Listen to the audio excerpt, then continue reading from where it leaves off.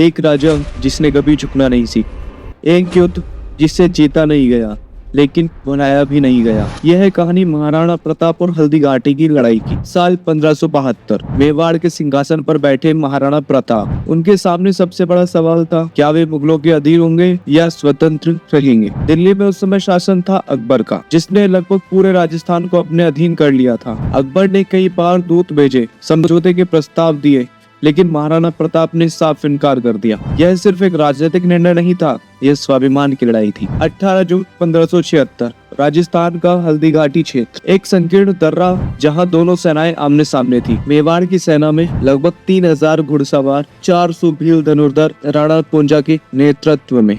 वहीं मुगल सेना में 5 से 10,000 सैनिक और उनका नेतृत्व कर रहे थे मान सिंह। सुबह के कुछ घंटों बाद युद्ध शुरू हुआ।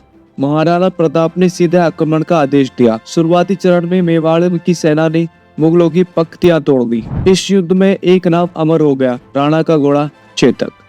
कहा जाता है कि चेतक ने अपने घायल होने के बावजूद राणा को सुरक्षित निकालने के लिए असाधारण साहस दिखाया। लेकिन धीरे धीरे मुगल सेना ने खुद को संभाल लिया।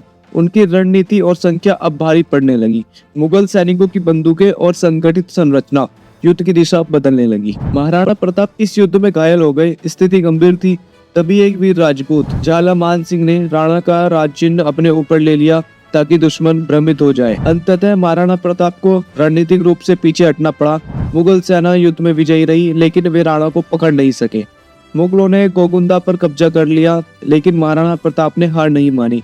उन्होंने पहाड़ियों और जंगलों से गुरिल्ला युद्ध जारी रखा। अपने जीवन के अंतिम वर्षों तक महाराणा प्रताप ने मेवाड़ के अधिकांश हिस्से को वापस हासिल कर लिया। यह युद्ध भले ही सैन्य रूप से हार था, लेकिन इतिहास में यह वीरता और स्वाभिमान का प्रतीक बन गया। हल्दीघाटी का युद्ध हमें सिखाता है कि हर हार अंत नहीं होती, कभी वही हार इतिहास में सबसे बड़ी जीत बन जाती है।